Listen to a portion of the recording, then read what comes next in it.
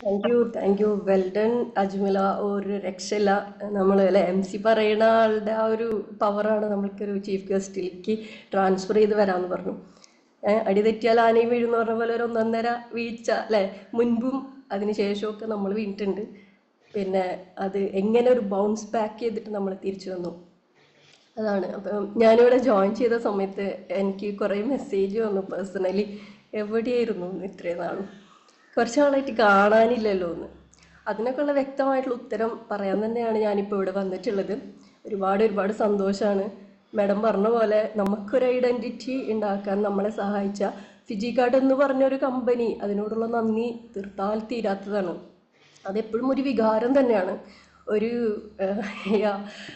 അപ്പോൾ എനിക്കും എൻ്റെ പാർട്ട്നേഴ്സിനെയും എല്ലാവരും നന്നായിട്ട് മിസ് ചെയ്തിട്ടുണ്ട്. അപ്പോൾ എന്തായാലും എന്താ ഒരു തിരിച്ചുവരവ് അങ്ങനെ പറയാൻ പറ്റില്ല, നമ്മളിവിടെയൊക്കെ തന്നെ ഉണ്ടായിരുന്നു. പക്ഷെ എന്താ നമുക്ക് തുടങ്ങുന്നതിന് മുമ്പ് ഒരു എല്ലാവരും ഒന്ന് കണ്ണുകളൊന്ന് അടയ്ക്കാം. ഒന്ന് കണ്ണടച്ചിട്ടൊന്ന് ദീർഘശ്വാസം എടുത്ത് തിരിച്ചു കൊടുക്കും. എന്നിട്ട് കണ്ണുകളടച്ചോളും. അടച്ചിട്ട് നമ്മൾ ആലോചിക്കാം, ഞാനിവിടെ ഈ ഫിജി കാർഡ് എന്ന് പറഞ്ഞൊരു കൺസെപ്റ്റിലേക്ക് ജോയിൻ ചെയ്ത ദിവസം എന്തൊരു ആഗ്രഹം മനസ്സിൽ വെച്ചിട്ടാണോ ഞാൻ ഈ ഒരു കൺസെപ്റ്റിലേക്ക് കടന്നു വന്നത് എന്ന ഒരു ചിന്ത നമ്മൾ ആർക്കൊക്കെ, അതായത് നമ്മുടെ പാരൻസിനോട് നമ്മളെപ്പോഴും പറയാറുണ്ട്, ഞാൻ ഇന്നത് ആവും, ഞാൻ ഇങ്ങനെ ചെയ്യും എന്ന് നമ്മൾ ഒരുപാട് തവണ നമ്മുടെ പാരൻസിനോട് പറഞ്ഞിട്ടുള്ള കുറേ പ്രോമിസുകളുണ്ട് അല്ലേ നമ്മുടെ ജീവിതത്തിൽ. നമ്മുടെ മക്കളോട് നമ്മൾ പറയാം, നമ്മൾക്ക് ഇങ്ങനെ ചെയ്യണം, നമുക്കിങ്ങനെ കുറേ കാര്യങ്ങൾ നേടിയെടുക്കാനുണ്ട് എന്ന് പറഞ്ഞ ആ ഒരു സ്വപ്നമില്ലേ നമ്മുടെ ഉള്ളിൽ. എന്തൊക്കെ പ്രശ്നങ്ങൾ സംഭവിച്ചാലും അതിനൊക്കെ മറികടന്ന് നമ്മൾക്ക് കയറി വരണമെന്ന് ആഗ്രഹിച്ച ആ ഒരൊറ്റൊരു കാരണം, ഒരു റീസൺ നമ്മുടെയൊക്കെ ഉള്ളിലുണ്ട്. അത് നിങ്ങൾ മനസ്സിൽ അല്ലെങ്കിൽ നമ്മുടെ മുൻപിൽ കൊണ്ടുവന്ന് നിന്നിട്ട് നിങ്ങൾ കണ്ണു തുറക്കുക. ആ ഒരു സാധനം എൻ്റെയും നിങ്ങളുടെയും ഒക്കെ, എൻ്റെയും നിങ്ങളുടെയൊക്കെ ഉള്ളിൽ ഉണ്ടായിരുന്ന ആ ഒരു സ്വപ്നം ഇന്നും അതേ തീവ്രത അല്ലെങ്കിൽ അതുക്ക് മേലെ തീവ്രതയിൽ ഇപ്പോഴും നിൽക്കുന്നില്ലേ? സാഹചര്യങ്ങൾ എന്തൊക്കെ മാറിപ്പോയാലും, ജീവിതം എങ്ങനെയൊക്കെ മറിഞ്ഞാലും അങ്ങനെ നമ്മളെ ജീവിതമൊന്നും അങ്ങനെ തട്ടിത്തകർന്നു പോകാനുള്ളതല്ല. അജ്മല മാഡം പറഞ്ഞ പോലെ ഒരു ഫെയിലിയർ നമ്മൾ അടുത്തൊരു സ്റ്റെപ്പിലേക്ക് അല്ലെ പാഠം പഠിപ്പിച്ച് കരുത്തരാക്കി കൊണ്ടുവരാൻ വേണ്ടിയിട്ടുള്ളതാണെന്നുള്ള തിരിച്ചറിവ് കിട്ടിക്കഴിഞ്ഞാൽ നമ്മൾ ബൗൺസ് ബാക്ക് ചെയ്ത് തിരിച്ചു വരും, വന്നേ പറ്റും, ഒരു സംശയമില്ല. ഇല്ലെങ്കിൽ നമ്മൾ ആ സ്വപ്നം വെറുതെ പേരിന് സ്വപ്നം എന്നുള്ള രീതിയിൽ നമ്മൾക്ക് അങ്ങനെ അങ്ങോട്ട് പോയി തീരണം. അല്ലെങ്കിൽ നമ്മൾ മരിച്ച് നമ്മുടെ മരണത്തോടൊപ്പം മണ്ണോട് ചേർന്ന് പോകട്ടെ, ദൃശ്യം പറഞ്ഞ പോലെ ആ രഹസ്യം മണ്ണോട് ചേർന്ന് പോകട്ടെ എന്ന് പറഞ്ഞ പോലെ നമ്മുടെ സ്വപ്നം മണ്ണോട് ചേർന്ന് അങ്ങോട്ട് പോകും. ഒരു മനുഷ്യനും അതിൻ്റെ പേരിൽ ഒരു പരാതിയില്ല, പ്രശ്നവും ഇല്ല. സ്വപ്നം നമ്മുടെ മാത്രമായിരുന്നു. അതിന് എത്രത്തോളം വലിപ്പുണ്ടെന്ന്, ആ വിഷന് അല്ലെങ്കിൽ ആ ഒരു ഡ്രീമിന് എത്രത്തോളം വലിപ്പുണ്ടെന്ന് ലോകത്ത് ഒരാൾക്ക് അറിയാൻ പറ്റില്ല. അതൊന്നും ആരോടും നമ്മൾ പറഞ്ഞ് എക്സ്പ്ലെയിൻ ചെയ്ത് നമ്മുടെ ഒരു ഹോൾ ലൈഫ് വെറുതെ സ്പെൻഡ് ചെയ്യാനും പോണ്ടെന്ന് എനിക്ക് പറയാനുള്ളത്. അങ്ങനെ ഒരു സ്വപ്നം അതിതീവ്രമായിട്ട് ഇപ്പോഴും നിൽക്കുന്നത് കൊണ്ടാണ് ഇന്ന് ഞാൻ നാട്ടിലേക്ക് തിരിച്ചു വന്നിട്ടുള്ളത്. നിങ്ങൾ പറഞ്ഞില്ല നമ്മളെ കുറച്ച് നാൾ കാണാൻ ഉണ്ടായിരുന്നില്ല എന്ന് നമ്മൾ ഫിജി കാർഡ് എന്ന് പറഞ്ഞ ഒരു കമ്പനിയോടുള്ള ട്രസ്റ്റ് ഇല്ലാണ്ടോ ആ ഒരു ബിലീഫ് ഇല്ലാതോ അല്ല നമ്മൾ എപ്പോഴും നമ്മൾ അധ്വാനിച്ചു കൊണ്ടിരിക്കുക എന്നതല്ല സക്സസിന്റെ ഒരു ഭാഗം എന്ന് പറയുന്നത്. ചില സമയത്ത് നമുക്ക് ഹീലിംഗ് ആവശ്യമുണ്ട്, ചില സമയത്ത് ഒരു റീബിൽഡിങ് ആവശ്യമുണ്ട് അല്ലെ. നമ്മൾ ഒരു മരം മുറിക്കാൻ നിങ്ങൾ എനിക്കൊരു 6 മണിക്കൂർ തരിക എങ്കിൽ 5 മണിക്കൂർ ഞാൻ അതിന്റെ മൂർച്ച കൂട്ടാനാണ് ഉപയോഗിക്കുക എന്ന് പറയുമ്പോൾ 1 മണിക്കൂറെ കട്ട് ചെയ്യാൻ വേണ്ടു. നമുക്ക് മൂർച്ച കൂട്ടാനാണ് പലപ്പോഴും നമുക്ക് ആവശ്യം വരാം അല്ലെ. പലപ്പോഴും നമ്മൾ മുറിവേൽക്കപ്പെട്ടിട്ടുണ്ടാവും, സ്വാഭാവികം, തെറ്റിദ്ധരിക്കപ്പെട്ടിട്ടുണ്ടാകും, മനസ്സിൽ ആ ഒരു ട്രസ്റ്റ് ഇഷ്യൂ വന്നിട്ടുണ്ടാകും. അതിനുള്ള കാരണമൊക്കെ നിങ്ങൾക്ക് ഏകദേശം പറഞ്ഞിട്ടുണ്ടാവും അല്ലേ. സത്യം പറഞ്ഞു കഴിഞ്ഞാൽ ഒളിമ്പ്യൻ എന്നൊക്കെ പറഞ്ഞിട്ടുള്ള ആ ഒരു വലിയൊരു ഓർഗനൈസേഷൻ, ഞാൻ അതുമല്ലൊന്നും പിടികൊടുക്കാതെ ടീം ഉണ്ടാക്കിയ ഒരാളാണ്. എപ്പോഴും എൻ്റെതായിട്ടുള്ള ഒരു സ്ട്രാറ്റജി അപ്ലൈ ചെയ്യാൻ വേണ്ടി ശ്രമിച്ചിട്ടുള്ള ഒരാളാണ്. എൻ്റെ ടീമിനെ ഞാനിങ്ങനെ സ്വാർത്ഥതയോടുകൂടി ചേർത്ത് പിടിക്കാൻ ഞാൻ ശ്രമിച്ചിട്ടുള്ള ഒരാളാണ്.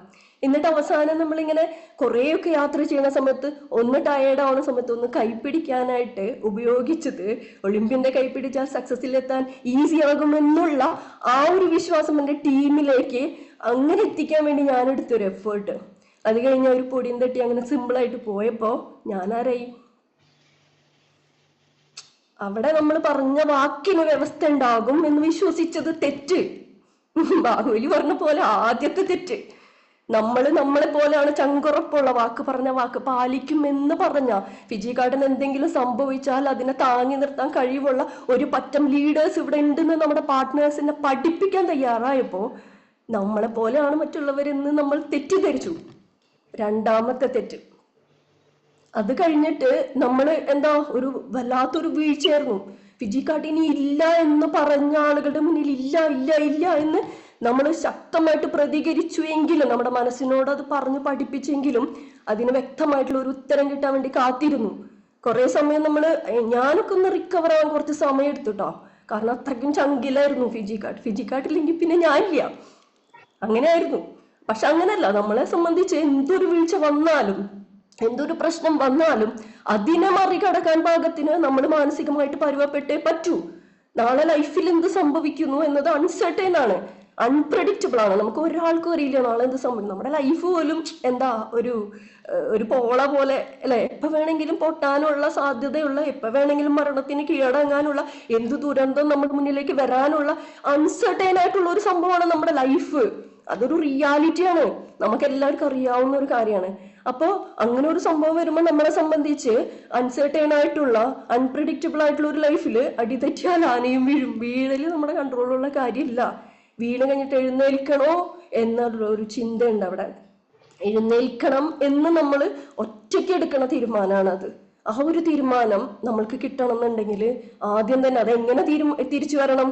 പിന്നീട് ഒരു പോറലേൽക്കാൻ പറ്റാത്ത വിധത്തിൽ ഷോക്ക് പ്രൂഫായിട്ട് അല്ലെ, ഫെയിലിയർ പ്രൂഫായിട്ട്, ഇനി ഒരാൾ വന്ന് നമ്മളെ തട്ടിയാലും എങ്ങനെ വന്ന് വീഴ്ത്തിയാലും വീഴാൻ പറ്റാത്ത അത്രയും ശക്തമായിട്ടുള്ള ഒരു കാലുറപ്പോടുകൂടി നമ്മൾക്ക് നിവർന്ന് വരാൻ പറ്റുന്ന രീതിയിലേക്ക് നമ്മൾ മാറും. സ്വാഭാവികമായിട്ടും നമ്മളെ മാറ്റം അതിലേക്ക് നമ്മൾ എത്തിക്കും.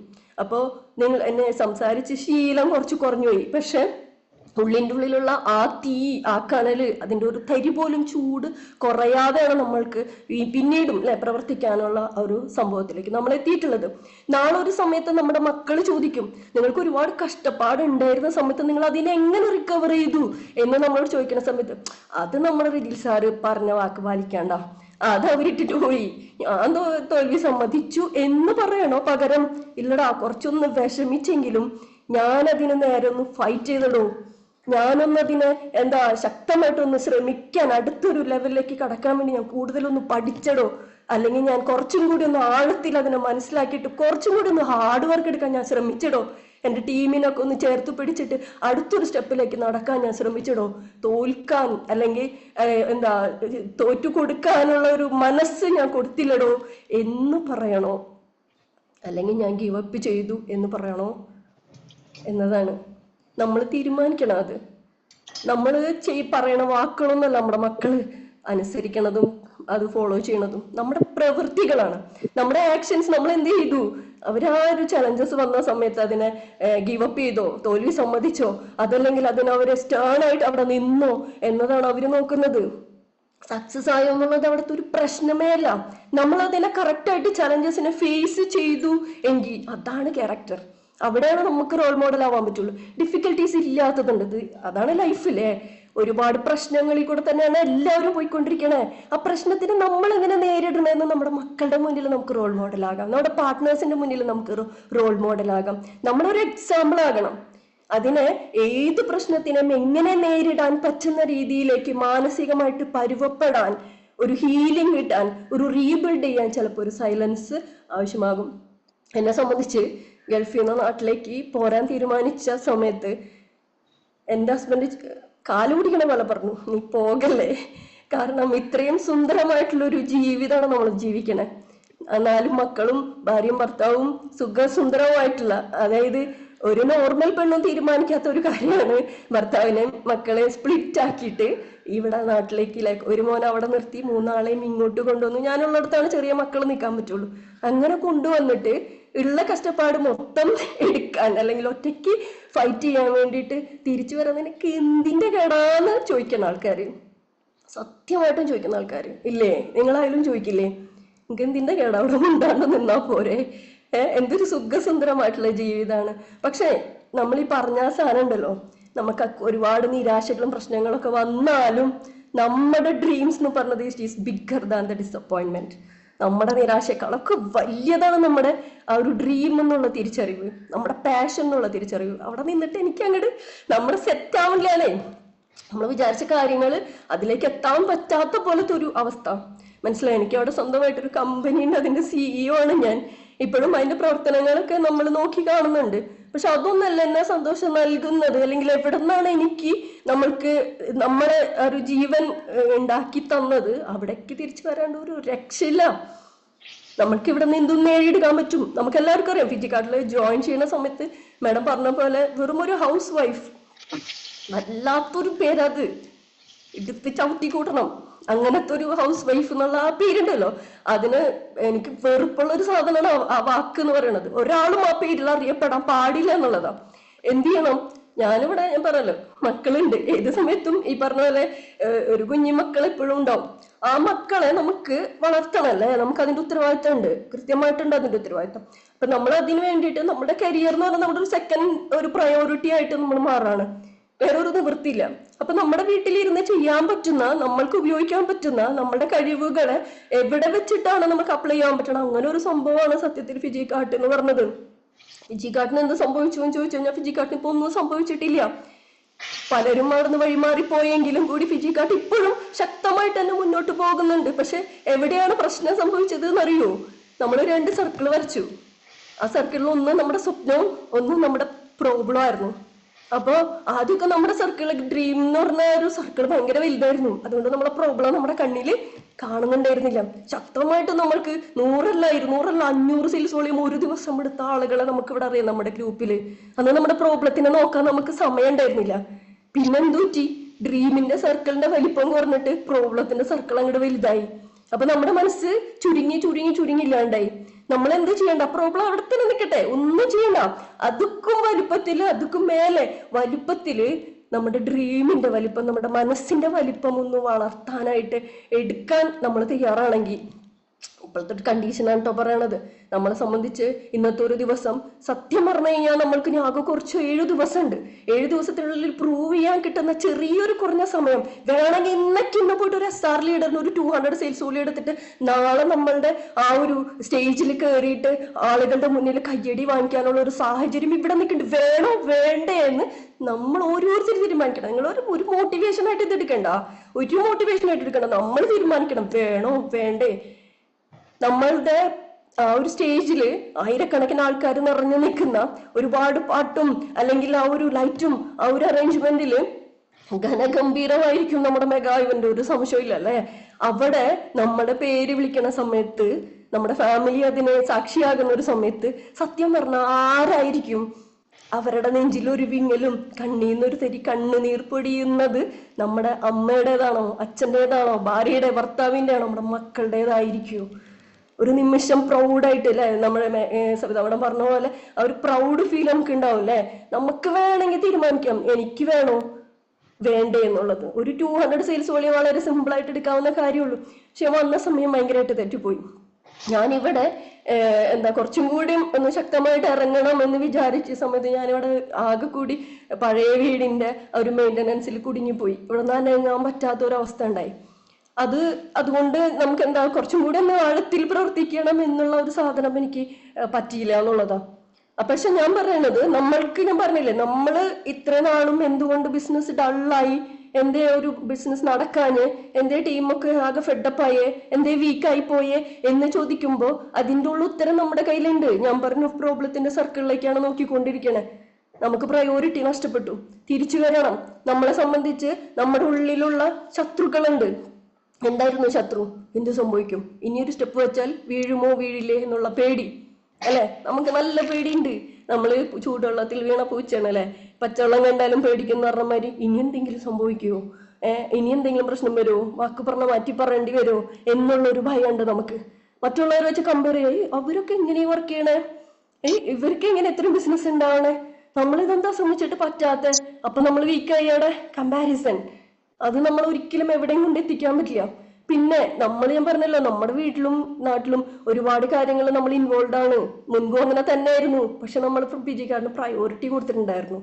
ഇപ്പൊ നമ്മൾ പ്രയോറിറ്റി കൊടുക്കുന്നില്ല. ഇപ്പൊ നമുക്ക് എക്സ്ക്യൂസസ് ആയി, എനിക്കത് ചെയ്യാനുണ്ട്, എനിക്ക് ഇത് ചെയ്യാനുണ്ട്. കാരണം നമ്മുടെ പ്രയോറിറ്റി മാറിയപ്പോൾ ഓട്ടോമാറ്റിക്കലി നമ്മൾ എന്ത് ചെയ്തു, നമ്മൾ ഇതിനൊരു സെക്കൻഡ് പ്രയോറിറ്റി കൊടുത്തപ്പോ അതിനെന്ത് സെക്കൻഡ് പ്രയോറിറ്റി കൊടുക്കുന്ന സാധനം പയ്യല്ലേ നമുക്ക് കിട്ടുള്ളൂ റിസൾട്ട്. ഫസ്റ്റ് പ്രയോറിറ്റി കൊടുക്കാൻ നമ്മൾ മറന്നുപോയി അല്ലേ. പിന്നെ നമ്മുടെ വീടിന്റെ ചുറ്റുപാട് നെഗറ്റീവ് അറ്റ്മോസ്ഫിയർ ഒന്നും പറയാനില്ല. ഒരു പ്രാവശ്യം വീണ് കഴിഞ്ഞാൽ പിന്നെ എണീപ്പിക്കാൻ ഒരിക്കലും സമ്മതിക്കാത്ത കുറെ വീട്ടുകാര് നാട്ടുകാരും അല്ലെ. ഇപ്പൊ PG കാർഡിനെ പറ്റി കുറ്റം പറയാനൊന്നും നാട്ടുകാരും വരുന്നൊന്നുമില്ല, ഇല്ലല്ലോ. അത് ഒരു എന്താ പറയാ, അതിന്റെയൊക്കെ ഒരു പരിധി കടന്നും PG കാർഡ് വളർന്നു. ഇപ്പൊ ആരും PG കാർഡിനെ അഗൈൻസ്റ്റ് പറയാനായിട്ട് ആർക്കും ധൈര്യമില്ല സത്യത്തില് അല്ലെ. ഇപ്പൊ പേഴ്സണൽ ആയിട്ടുള്ള ഒരു നിങ്ങൾക്ക് പറ്റൂല, മനസ്സിലായോ. PG കാർഡിന് ചിലപ്പോ പറ്റുമായിരിക്കും, PG കാർഡിലുള്ള പലരും അത് നേടുമായിരിക്കും. പക്ഷെ അത് നിങ്ങൾക്ക് പറ്റൂല, നിനക്ക് പറ്റൂല, എനിക്ക് പറ്റൂല. അത് നമ്മൾ വിശ്വസിച്ചു, നമ്മളെ സംബന്ധിച്ച് ശരിയാ, ഇപ്പൊ എന്തോരം ചെയ്തിട്ട് വേണം, എത്രയോ പാർട്ട്നേഴ്സിനോട് ഇത് പറഞ്ഞിട്ട് വേണം. ഒരാളോടും പറയണ്ട. ഓരോരുത്തർക്കും ഇതിനു വേണ്ടി തയ്യാറായിട്ട് നിൽക്കുന്ന ഒത്തിരി ആളുകളുണ്ട്. ജീവിതത്തിൽ രക്ഷപ്പെടണമെന്ന് ആഗ്രഹിച്ച് മോഹിച്ച് നിൽക്കുന്ന ആളുകളുണ്ട്. എന്നെ പോലെ, നിങ്ങളെ പോലെ ഒരുപാട് ആളുകളുണ്ട്. നമ്മളോടൊക്കെ ഇങ്ങനെ പറഞ്ഞ് കൺവിൻസ് ചെയ്തിട്ട് കയറിയ ആൾക്കാരാ അല്ല. പറഞ്ഞ് കൺവിൻസ് ചെയ്തിട്ടുള്ള ആൾക്കാരൊക്കെ അതേ കുടുംബത്ത് വീട്ടിൽ വെറുതെ ഇരിക്കുന്നുണ്ട്. നമ്മളോടൊന്നും അധികം പറഞ്ഞ് കൺവിൻസ് ചെയ്ത് വന്നിട്ടില്ല. കാരണം നമ്മൾ ഓൾറെഡി ആഗ്രഹിച്ച് നിൽക്കാണ് ഇങ്ങനത്തെ ഒരു ഓപ്പർച്യൂണിറ്റി വേണ്ടിയിട്ട്. ആ ഒരു ഓപ്പർച്യൂണിറ്റി സത്യം പറഞ്ഞാൽ ഇനി ഒരു ഓപ്പർച്യൂണിറ്റി വരാനുണ്ട് എന്ന് പറഞ്ഞിട്ട് നമ്മൾ കാത്തിരിക്കുന്നതിന് എവിടേക്കാ. ഇനി ഒരു ഓപ്പർച്യൂണിറ്റി വരാനില്ല. കിട്ടിയ ഓപ്പർച്യൂണിറ്റി അത് ഏതാണെങ്കിലും, അതിപ്പോ ഏത് ടീമിൽ പോയാലും നമുക്ക് മറ്റു ഗ്രൂപ്പുകളിൽ നിന്നും മറ്റ് പോയ ടീമുകളിൽ നിന്നൊക്കെ നമുക്ക് ഭയങ്കര ക്ഷണം വന്നിട്ടുണ്ടായിരുന്നു. അവിടെ വന്നു കഴിഞ്ഞാൽ മറിക്കാം എന്നൊക്കെ പറഞ്ഞിട്ട്, എങ്ങനെയാ നമ്മൾ മറിക്കണേ? ആ മറി ഇവിടെ മറിച്ചൂടെ? നമുക്കിവിടെ ട്രസ്റ്റ് ഇല്ലേ? അപ്പൊ അതായത് നമ്മള് എവിടെ പോയാലും നമ്മുടെ മനസ്സിലാഗ്രഹവും നമ്മുടെ ഹാർഡ് വർക്കും തന്നെയാണ് നമ്മളെ വിജയിപ്പിക്കുള്ളൂ. അത് ഏത് കമ്പനിന്നൊന്നുമില്ല. പിന്നെ നമ്മൾ നിൽക്കുന്ന ഒരു സർക്കിൾ അല്ലെ, മറ്റുള്ള ആളുകൾക്ക് നമ്മളോട് എങ്ങനെയാണ് അങ്ങോട്ടും ഇങ്ങോട്ടും വളർത്തണം, പരസ്പരം വളർത്തി കൊണ്ടുവരണം എന്ന് വിചാരിക്കുകയാണെങ്കിൽ അല്ലെ, തീർച്ചയായിട്ടും നമുക്ക് എല്ലാവർക്കും ഒരുമിച്ച് വളരാനുള്ള ഒരു സാധ്യതയുണ്ട്. അപ്പൊ എന്തൊക്കെ പ്രശ്നം വന്നു കഴിഞ്ഞാലും ആദ്യം തന്നെ നമ്മൾ അതിനൊന്ന് ആക്സെപ്റ്റ് ചെയ്യാം. ഇങ്ങനെയൊക്കെ സംഭവിക്കും നമ്മുടെ ജീവിതത്തിൽ. നമ്മൾ അത്രയ്ക്കും ഡീപ്പായിട്ട് നമ്മൾ സ്നേഹിച്ചുകൊണ്ടിരിക്കുന്ന, നമ്മളെ സപ്പോർട്ട് ചെയ്തുകൊണ്ടിരിക്കുന്ന ആൾക്കാരൊക്കെ ചിലപ്പോൾ ഒരു പക്ഷേ നമ്മളുടെ കൺമുന്നിൽ ഇല്ലാണ്ടായി പോകുന്ന ഒരു സാഹചര്യം വരാം അല്ലെ. ഇനിയും ഒരുപാട് കാര്യങ്ങൾ ഉണ്ടാകാം, അല്ലെങ്കിൽ ഉണ്ടായിട്ടുണ്ടാകാം. ബിസിനസ്സിലും അങ്ങനെ സംഭവിക്കാം. നമ്മൾ പ്രതീക്ഷിക്കാത്ത പലതും സംഭവിക്കും. നമ്മൾ കൈപിടിച്ച കൈ നമ്മളിൽ നിന്ന് വിട്ടുപോയിട്ടുണ്ടാകാം. പക്ഷെ അത് ആക്സെപ്റ്റ് ചെയ്യാൻ നമ്മൾ ഫസ്റ്റ് തയ്യാറാകുന്ന ഫസ്റ്റ് കാര്യം അത് ആക്സെപ്റ്റ് ചെയ്യുക. ഇതിങ്ങനെയാണ്, this is the way the life is. ഞാൻ എപ്പോഴും പറയണ ഒരു കാര്യമാണ്, ഇങ്ങനെയാണ് ലൈഫ് എന്ന് മനസ്സിലാക്കി കഴിഞ്ഞാൽ പിന്നെ നമുക്ക് ചെയ്യാനുള്ളത് എന്താണ്? അതില് ഇനി എന്ത് ചെയ്യാൻ പറ്റും? എങ്ങനെ ഇവിടെ പെട്ടെന്ന് എല്ലാം കൂടി ഇതായി പോയ സമയത്ത് ഒരുപാട് പേര് ഒറ്റപ്പെട്ടു പോയി, ഒരുപാട് ലീഡേഴ്സ് എന്ത് ചെയ്യണം എന്ന് അറിയാണ്ട് പോയി. അപ്പൊ എന്താ, എല്ലാവരും കൂടി കൈകോർത്ത് പിടിച്ചിട്ട് ഒരു ടീം ഉണ്ടാക്കാണ് വീണ്ടും അല്ലെ. അതിന് നമുക്ക് അപ്പ് ലൈൻ വേണോ ഡൗൺ ലൈൻ വേണോ അങ്ങനത്തെ ഒരു പ്രശ്നമില്ല. നമ്മളെല്ലാവരും ചേർത്ത് പിടിച്ച് നമ്മൾ ഓരോരുത്തർക്കും ഒരു ലക്ഷ്യമുണ്ട്. ഞാൻ തുടക്കം പറഞ്ഞ നമ്മുടെ ലക്ഷ്യം, നമ്മൾ പ്രോമിസ് ചെയ്തിട്ടുള്ള നമ്മുടെ സ്വപ്നം, ആ സ്വപ്നം എന്റെ മാത്ര, നിങ്ങളുടെ മാത്ര. അത് ആർക്കെങ്കിലും നമ്മൾ ഷെയർ ചെയ്ത് കൊടുത്തിട്ടുണ്ടോ? ഇല്ല. നമ്മൾ ആ ഒരു സ്വപ്നം നേടിയെടുക്കാൻ നമ്മൾ പരിശ്രമിക്കുമ്പോഴേ നമ്മൾ മുന്നോട്ട് പോകുള്ളൂ. അതിന്റെ ഇടയിൽ വേറൊരാൾ വന്ന് തന്നെ കൈപിടിച്ചുയർത്തണം എന്ന് ചിന്തിക്കാനായിട്ട് വിചാരിക്കേണ്ട കാര്യമില്ല. അതുകൊണ്ടൊരു പ്രത്യേകിച്ച് കാര്യം ഉണ്ടെന്ന് എനിക്ക് തോന്നുന്നില്ല.